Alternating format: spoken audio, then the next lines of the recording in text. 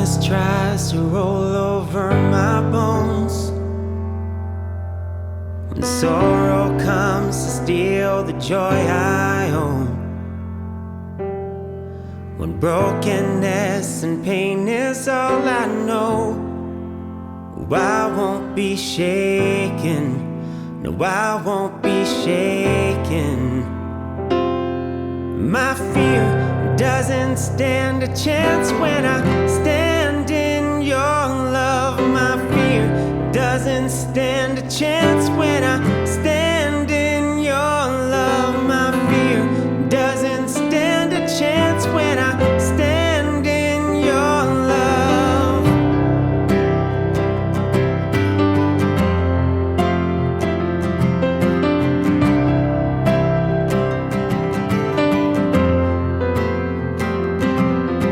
Shame no longer has a place to hide.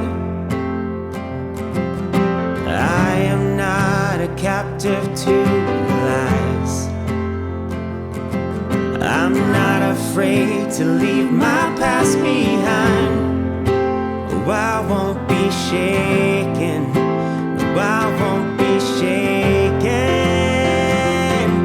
My fear doesn't stand a chance when I stand in your love. My fear doesn't stand a chance when I stand in your love. My fear doesn't stand a chance when I stand in your love.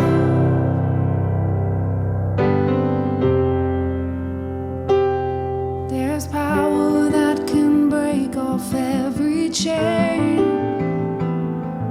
There's power that can empty out a grave. There's resurrection power that can save. There's power in your name. There's power in your name. There's power that can break off every chain. There's power that can empty out a grave. There's resurrection power that can save. There's power in your name. Power in your name. My fear doesn't stand a chance when I stand in your love. My fear doesn't stand a chance when I stand in your love. My fear doesn't stand a chance when I stand in your love. Won't stand in.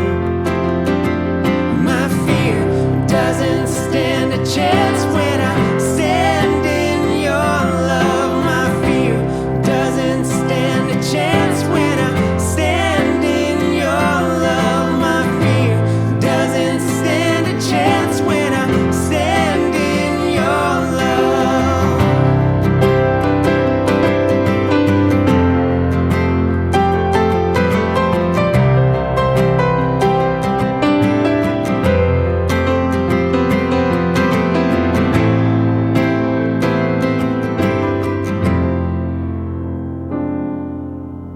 I am standing on the rock.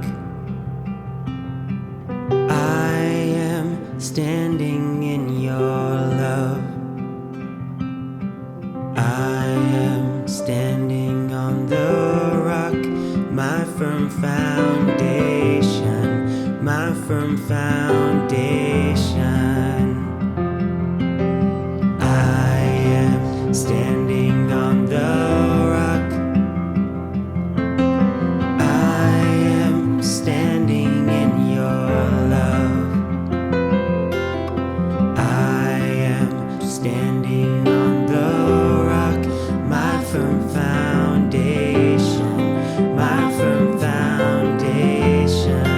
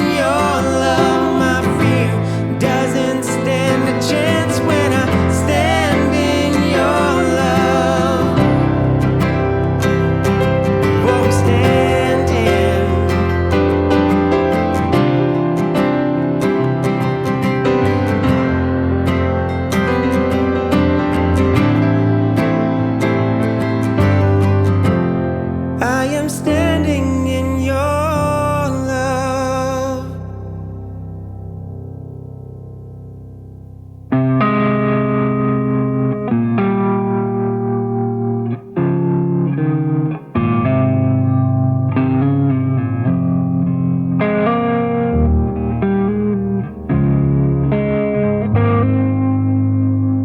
Let the king of my heart be the mountain where I run, the fountain I drink from. Oh, he is my song. Let the king of my heart be the shadow where I hide, the ransom for my life. Oh, he is my song. You are good, you're good. You are good, you're good.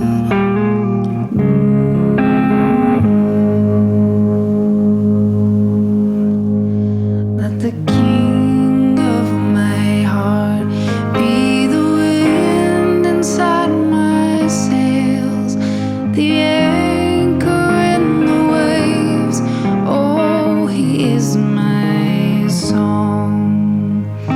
Let the king of my heart be the fire inside my veins, the echo of my days. Oh, he is my song.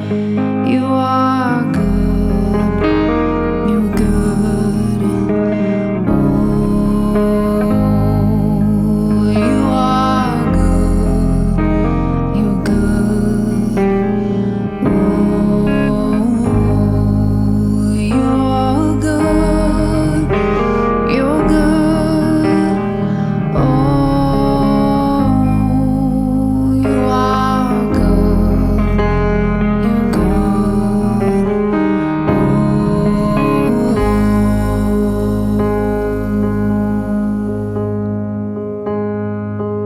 Oh, how great is your goodness, which you have laid up for those who fear you.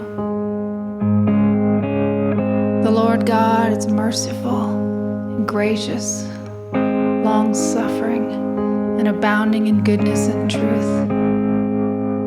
Teach me to do your will, for you are my God, and your spirit is good. A stronghold in the day of trouble, and he knows those who trust in him. No one is good but one.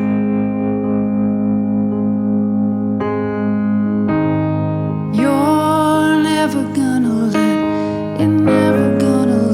me down. You're never gonna let me down. You're never gonna let me down.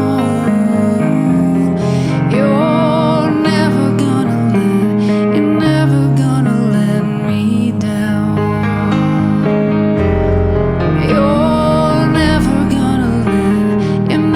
gonna let me down. Ooh, you're never gonna let me down. You are good, you're good.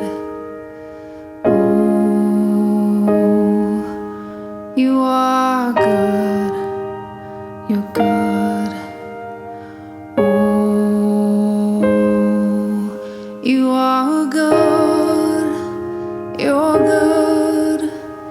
Ooh, you are good, you're good.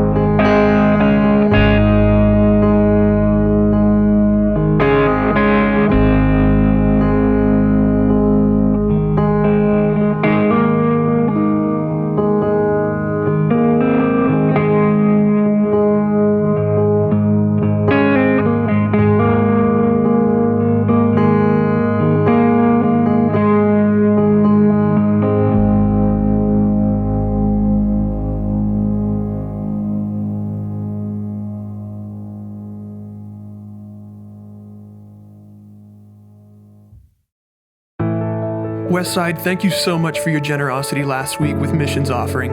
The Food Truck Fest was a great success. We saw over 600 cars and so many new faces. Because of this massive turnout and due in no small part to popular request, we're doing another Food Truck Fest for Father's Day on Sunday, June 21st. Save the date and dads, save some room. 10% will go to our Westside missions partners. For the next 5 weeks, you can join David for an online interactive study on the book of Ephesians, a text that many consider a summary of the core ideas of our faith. Registration will be open on our website. The study begins at 7:30 p.m. We can't wait to see you there. For regular giving, you can send a text to 84321. Use the WKC Journal app or visit our website at wkc.org. And remember, our pastoral team is always available and happy to walk with you through this season of difficulty. You can reach out to us by sending an email to care@wkc.org. And now for David's teaching on the Jesus series.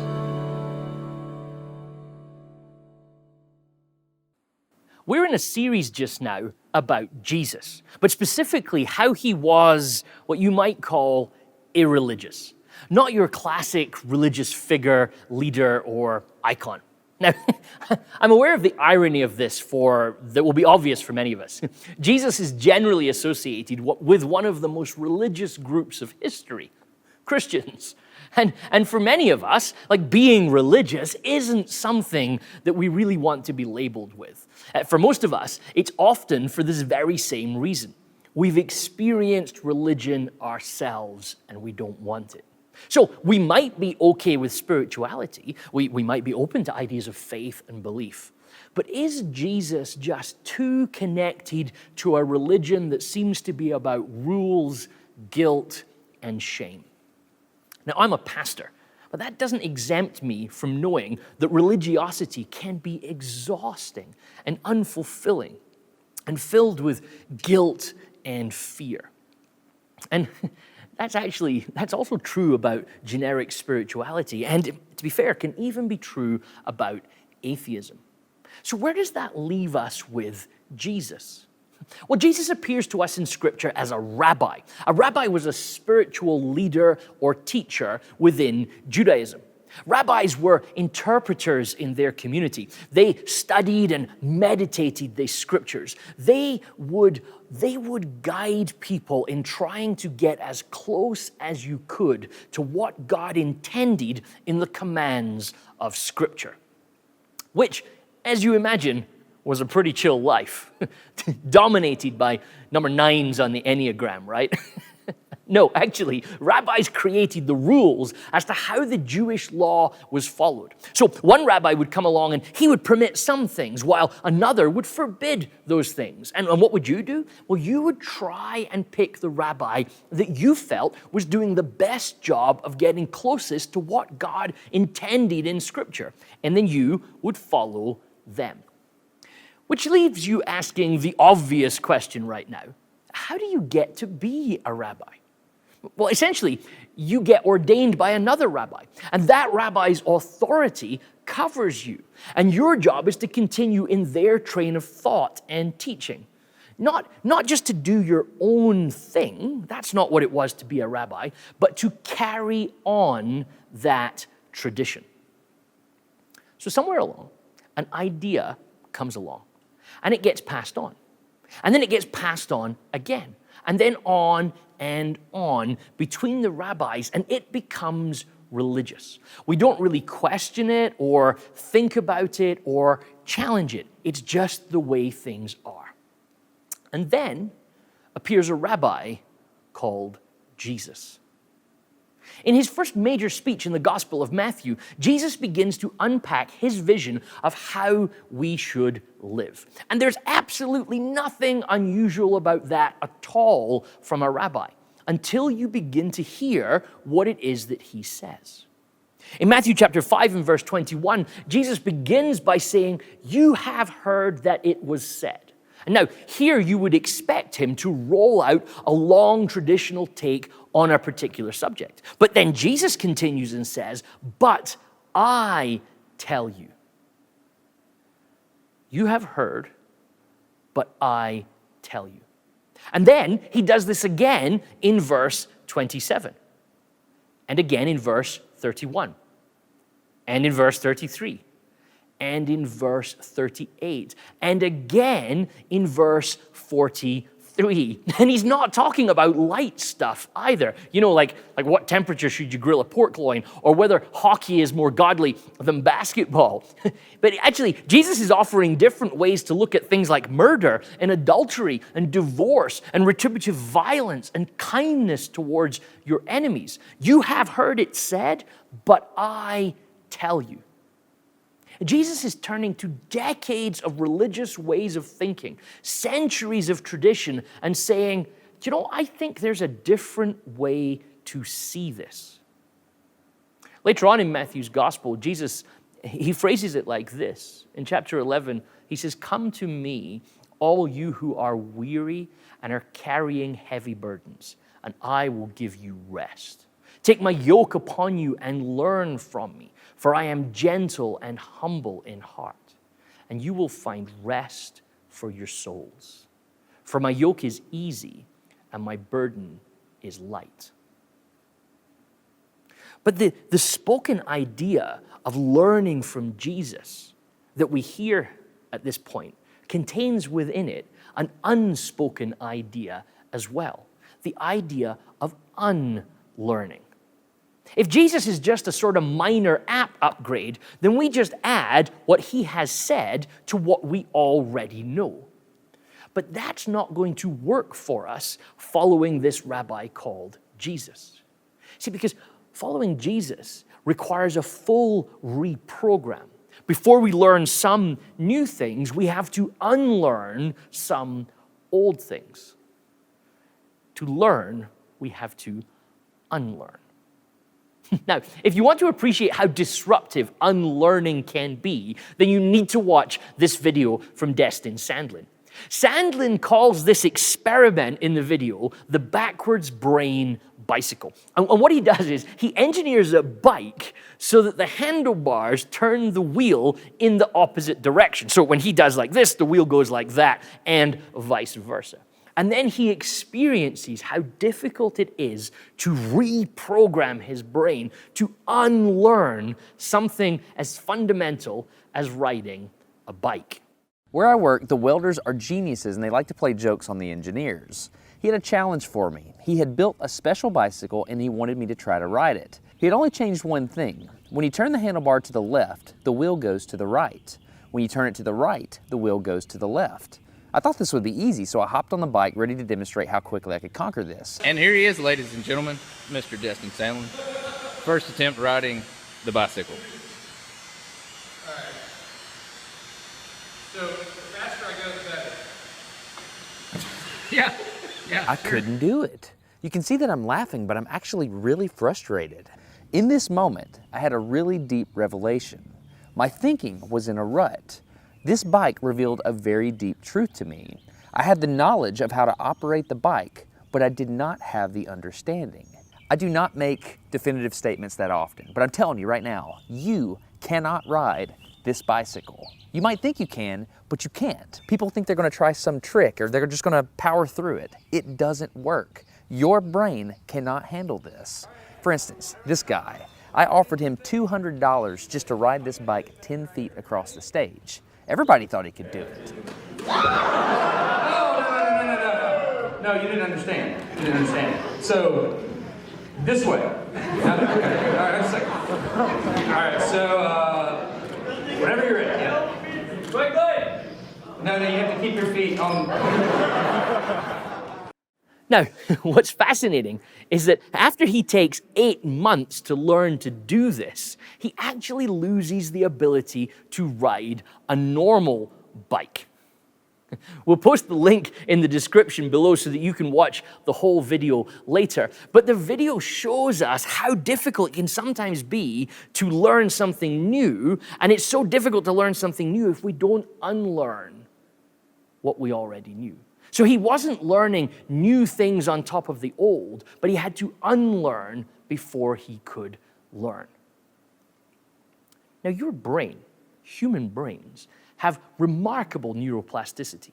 Our brains can continually reorganize themselves and form new neural connections throughout our lives so that we can actually, even in our older years, learn to ride a bike backwards. However, we don't really like doing this. Although our brains can do it, we prefer to have everything safely boxed in and predictable. If you don't believe me, or perhaps you don't agree with me, let me ask this question. How much have you enjoyed the disruption to your life of the past 11 weeks? For many of us, the last few weeks have been a huge process of learning, but they've also been a process of unlearning. Think about it like this. You've had to learn to keep your distance from people, and then you've had to unlearn things like handshakes and hugs, which seemed like it would be really easy. But when you actually see your friend at a distance, how hard is it to override all those brain connections that say, I know what I should be doing here, and I'm not allowed to do it? Unlearning is hard, but necessary. St. Paul says in the letter to the Ephesians in chapter 4 and verse 22, he says, you were taught to put off your old self and to be made new in the attitude of your minds, to put on the new self, created to be like God. So following Jesus requires a sort of spiritual plasticity, to learn new connections that resist the temptation to shrink and narrow Jesus down into just a minor upgrade to our lives, or to assume that Jesus is just going to reinforce a particular way of thinking. But of course, Jesus did say, take my yoke upon you and learn from me. A yoke was a farming implement that ensured that your oxen traveled in the right direction when you were doing your farming work. And the rabbis took this metaphor of the yoke and used it to describe the guidance that they were offering.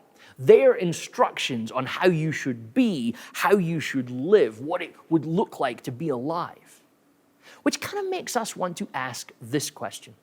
When Jesus says, you have heard, but I tell you, is he giving us permission to see things differently? To resist the temptation to be weighed down and locked into tired religious ways of thinking and being? Is Jesus giving us permission not to be bound up by guilt and fear and shame, but to rather free us so that we can explore what it means to follow him in grace and gratitude? You have heard it said, but I tell you. Here's the thing. We're all religious. For some, our religiosity is directly connected to our faith. So maybe you're Christian or Muslim or Buddhist or some other faith. And your religiosity is absolutely connected to how you work that faith out. But for others of us, our religiosity comes in our work as we are absolutely committed on a quest to success. For some, it's our politics. For others, our bank balance. Maybe your religion is found in just the number that your step counter says on your watch at the end of the day. Our religion is where we pursue wholeness, where we manage our senses of guilt, where we manage the thing that we do that we think gives us worth or value. That thing that we'll protect at all costs, ultimately because it's that justifies our lives. If you don't believe you're religious, motivated to keep a particular standard or justify yourself in a particular way, let me ask you another question. In the last 11 weeks, have you at any point tidied just that bit of your house that's visible on the Zoom call? The rest of your life might be in chaos, but if I can just appear organized and like I have it all together, then I think I'll be okay. And then we encounter Jesus, and he asks us, what if you were to unlearn that? Like, where are you carrying guilt or exhaustion or fear right now? Like, is your guilt coming from how work is going for you right now? Are you exhausted from maybe trying to homeschool or work out life with all of your people at home at the same time? Are you afraid about the future? Are you worried about what that's going to do to your job or your savings or your plans? If we look where we are most tired, that's where we normally find our quest to meet some sort of standard, some sort of achievement, something that proves we've done enough to be what we think is valuable. And that spot right there, that's your religion. Whether you come to church or whether you don't come to church, that's where your religiosity will grow from. And that's the spot where this rabbi comes to you and he wants you to unlearn that. Because this rabbi says, you have heard about religiosity, but I want to tell you about grace. You have heard and seen what religiosity does to you. You've lived in its effects of trying to meet a standard, but I want to tell you about grace. Remember, Jesus says it like this: come to me, all you who are weary and carrying heavy burdens, and I will give you rest. Take my yoke upon you and learn from me, for I am gentle and humble in heart, and you will find rest for your souls. For my yoke is easy and my burden is light. Think of those words: rest, gentleness, humility. Jesus says there is something to carry. There is a yoke, but it's easy. It's light. In some languages, they translate this sentence here as, my burden is good. So if you're tired and burnt out, which many of us are just now, Zoom fatigue, work from home stress, homeschool exhaustion, career anxiety, you need something good. And looking to the future, we're going to need new levels of innovation, adaptation, flexibility, nimbleness like we've never encountered before.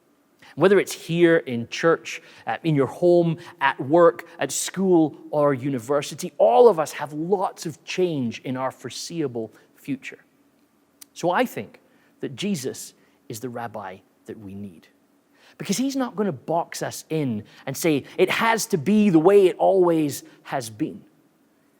It has to be the same in church. It has to be the same in work. It has to be the same in education, life. These can all be different. Because following Jesus gives us that spiritual plasticity that even in all of the change, he will still offer us rest, an easy yoke, and something to carry that is good. And to me, that sounds like good news.